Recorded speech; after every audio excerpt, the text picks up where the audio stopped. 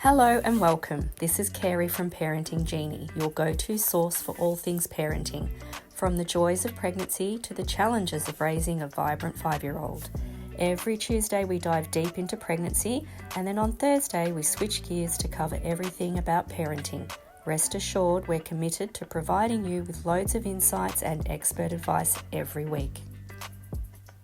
Hi everyone, it's Carey from Parenting Genie. We have a very special guest on our podcast today, a midwife. But I must say she is a woman of many talents. So please, let's all give a warm welcome to Tracey Foster. Hi Tracey, how are you going? Hi, how are you? I'm good. Yeah, good, thank you. And I must say we are really excited that you're joining the Parenting Genie team. So thank you. We're looking forward to it. No, thank you for having me. Well, It's exciting. it is exciting. Before we dive into your amazing work, could you please tell us a little fun fact or something unexpected about yourself? A little fun fact is that I live on a remote island off the coast of Arnhem Land in the Northern Territory, Oh, and it can be challenging. Food yes. is only delivered to the island Wow. once a fortnight, Wow. so So it's not it's very that fresh? different. Mm. No, it's very fresh. It comes from the markets in Adelaide, which is a bit Oh, funny. So it comes all the way from Adelaide, but it's very fresh when it oh, that's comes. good. So what is it like living in a Yeah, remote island? Wow. it's very challenging, hence the internet and phone Yeah. access. Yeah.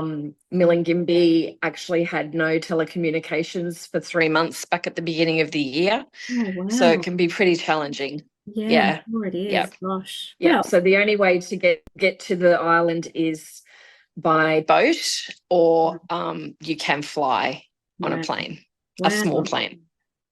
How long does it take by plane to get there? Is it just like, And roughly an hour from Darwin. okay, wow. Gosh, well, Yeah, what an experience, Tracey. That's amazing. Well, can yeah. you share your professional background and how you got started in midwifery and maternal child health? Sure. I started initially as an enrolled nurse, Okay. and I completed my enrolled nurse training and wanted to um, do more. So I then went to university and became a registered nurse. Hmm. And during my registered nurse training, I was working in a cardiothoracic intensive care unit at Westmead Hospital in Sydney. Hmm. And um, my husband was away studying, so I was kind of home alone, and the opportunity came up. It was back when the government was looking at um, putting midwifery into tertiary education, and so I was in a pilot project Okay. that did midwifery full-time university based, but it was full-time clinically based as well. So I actually got paid to go to university. Hence, there was only 17 in my cohort, and we all graduated, and that was the end of the course because it cost too much money. Oh, But from that, there were lots of little pilot courses, and from that, it evolved into what it is today. mm, So yeah, I left intensive care to go and do my midwifery for 12 months, and my nurse unit manager said that she would hold my position for me, and I only ever went back to tell her that I was going to the 6th floor and not coming back to the 3rd floor. So yeah. So you loved I didn't go midwifery. back. You had that was your I core. did. Yeah. Wow. Yeah, I did. That's Yeah. amazing. Well, what drew you to specialize in lactation consultancy as well?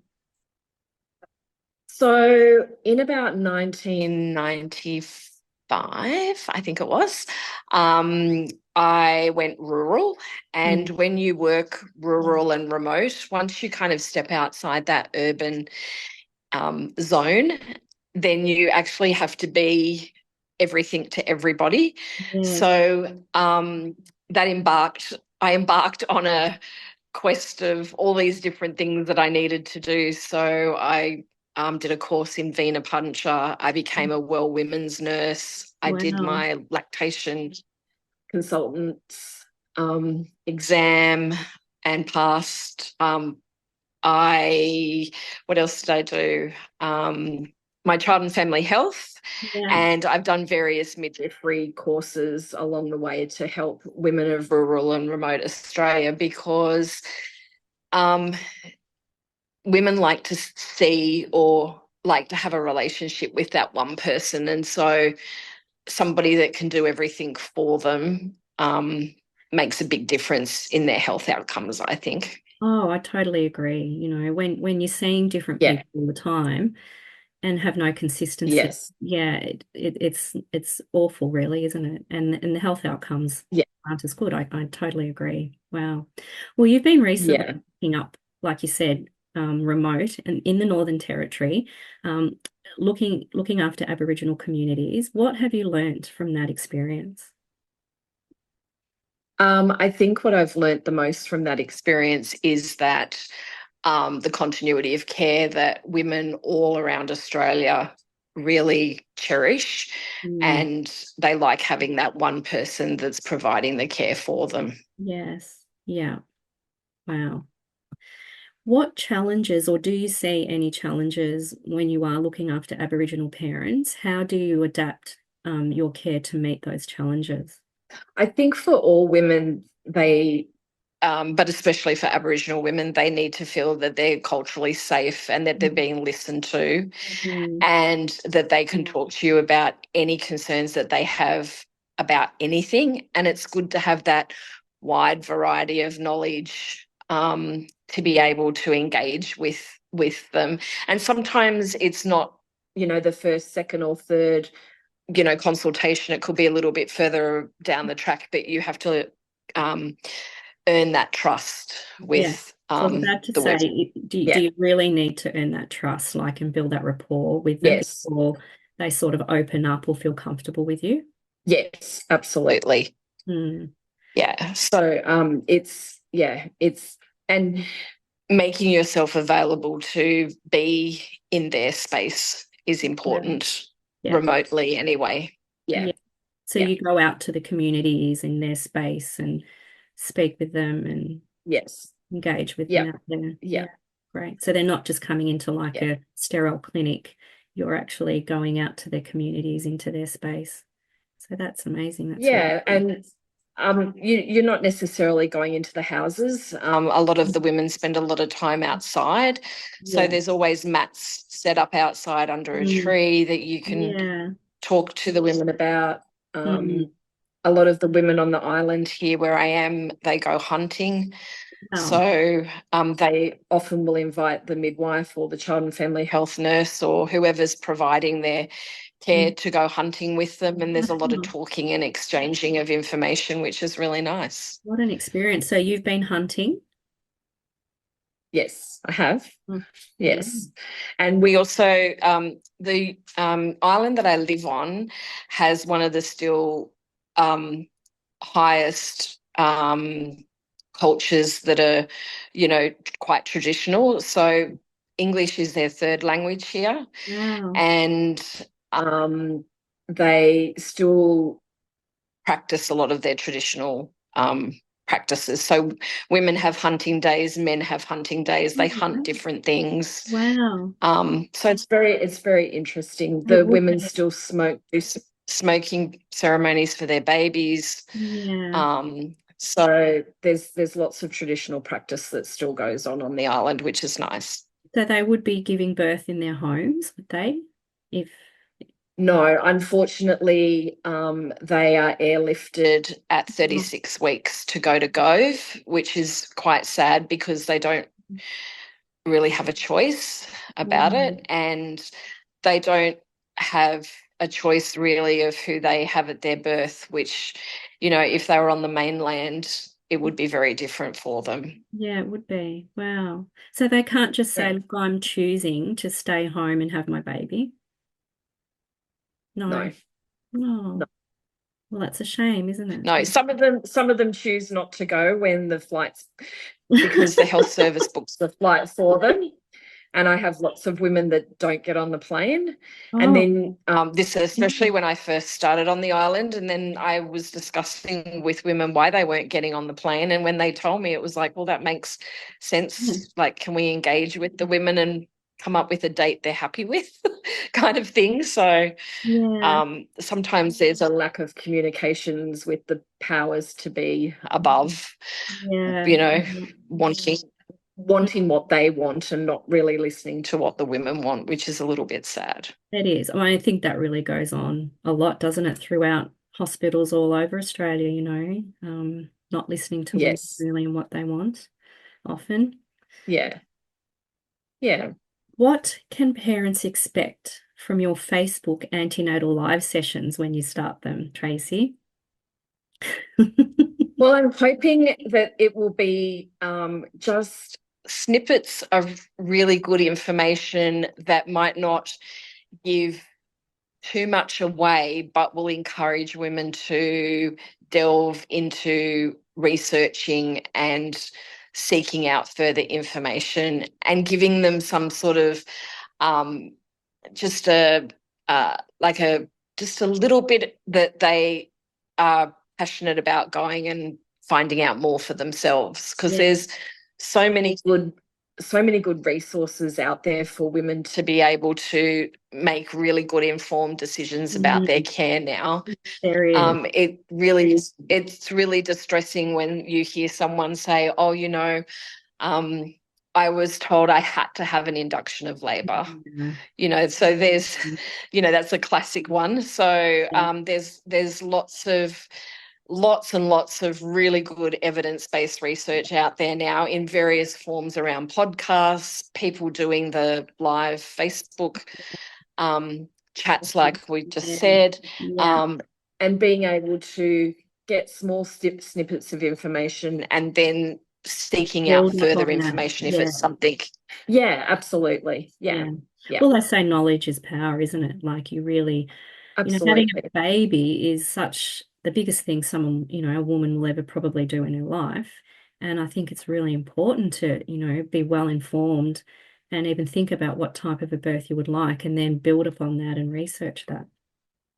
Yeah. Absolutely. Yeah. Yes. Well, we're Yeah. excited about your lives. I think they'll be amazing.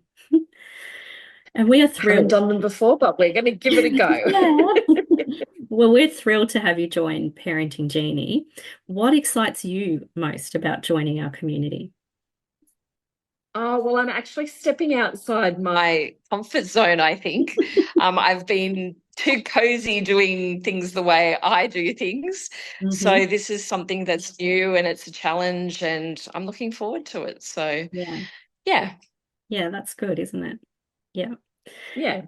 You'll also be offering one-on-one consultations. What can parents maybe expect from a personal one-on-one consultation with you?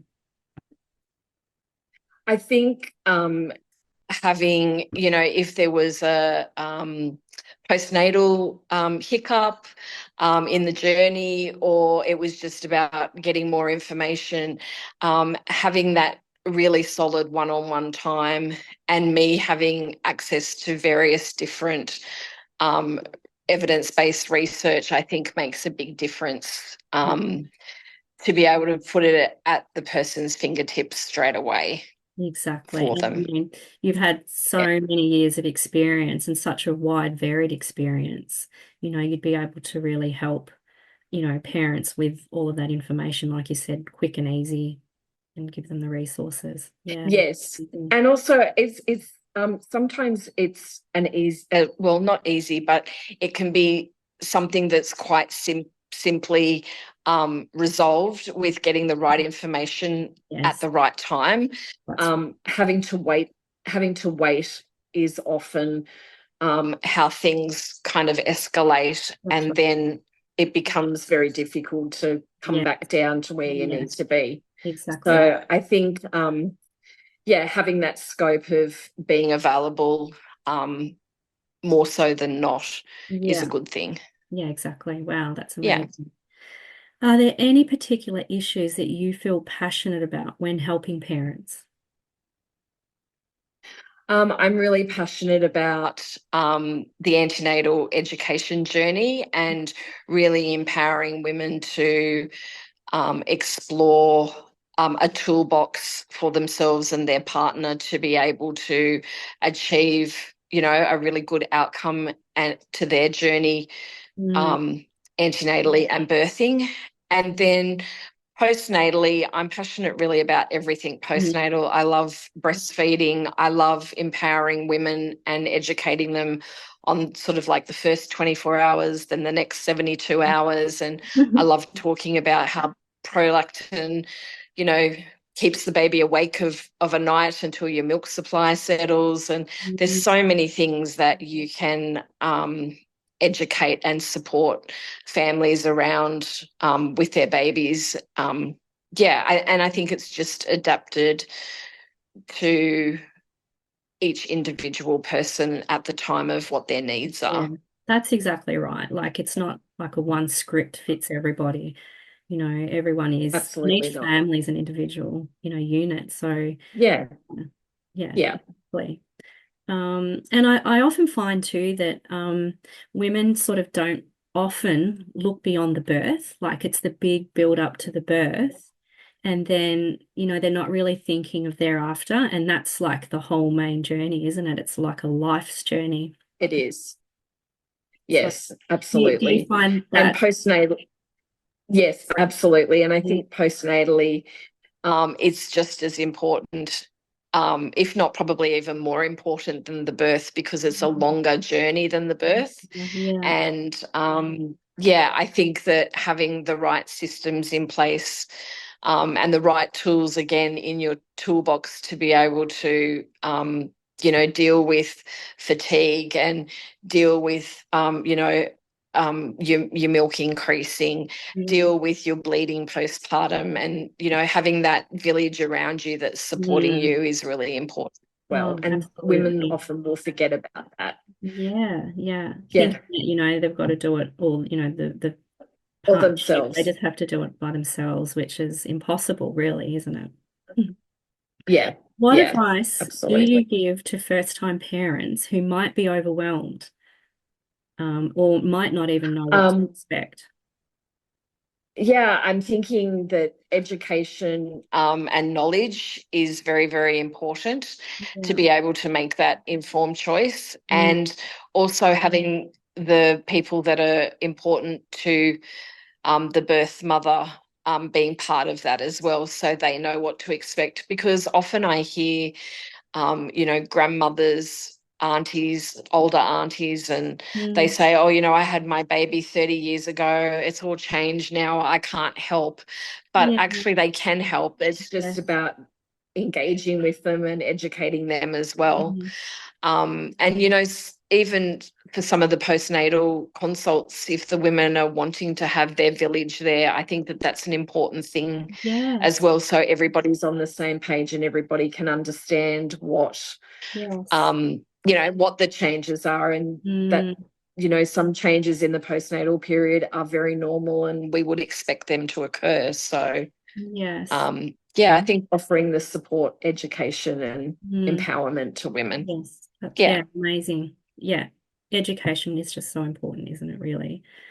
it Well, is. for Yeah. our pregnant listeners, or if you are thinking about starting a family, Tracy, what's one piece of advice you would like them to take away to their heart? Um, that they have to be empowered to make really well informed decisions.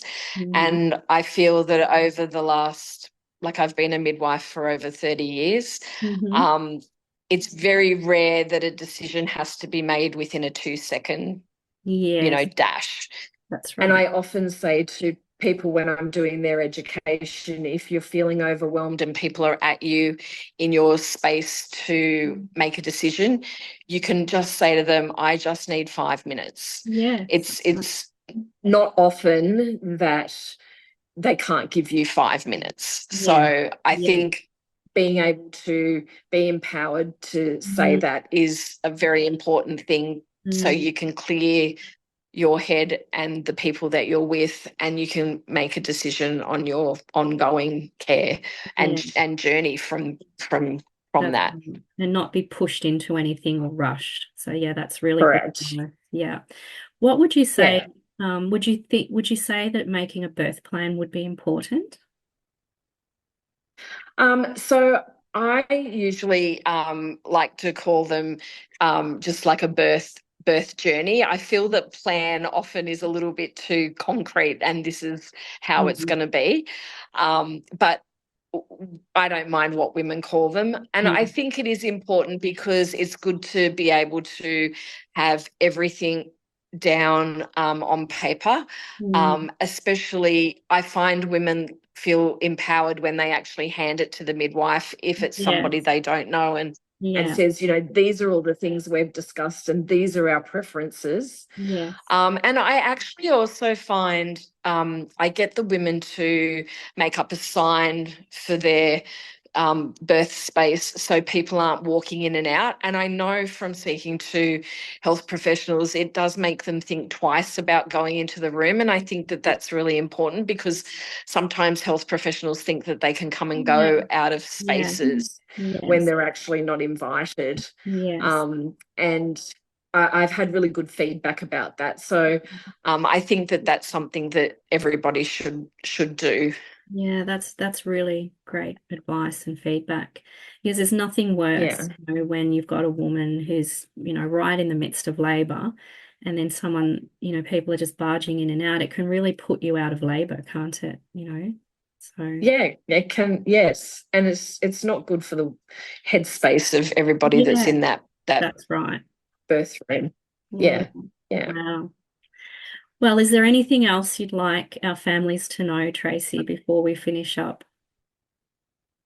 No, that I'm just looking forward to meeting and working with everybody. It's exciting. As I said, it's a little bit outside what I've been used to doing, but I think that it's a very important service. And I think more and more people, whether it's due to time restraints or remoteness or rurally where they live, I actually think it's a wonderful tool for women to be able to access. So I think it's really great. So I look forward to meeting everyone. That's fantastic. Well, it was really lovely to have you on our podcast today, Tracey. And for everyone out there, if you'd like a consultation with Tracey, just head to parentinggenie.com.au and you can just book a one-on-one consultation with Tracey. So have a think about all of that. But once again, Tracey, thank you so much for being on our podcast, and we look forward to okay. Thank you for having me. You have a lovely day. Thank you. Bye. Thank you. Carrie here signing off. Thanks for tuning in to today's episode. We're looking forward to hearing from you, so please don't hesitate to send us your questions and the topics you're eager for us to explore. Join us next time for more tips and stories that make parenting a joy. Until then, happy parenting and see you in the next episode.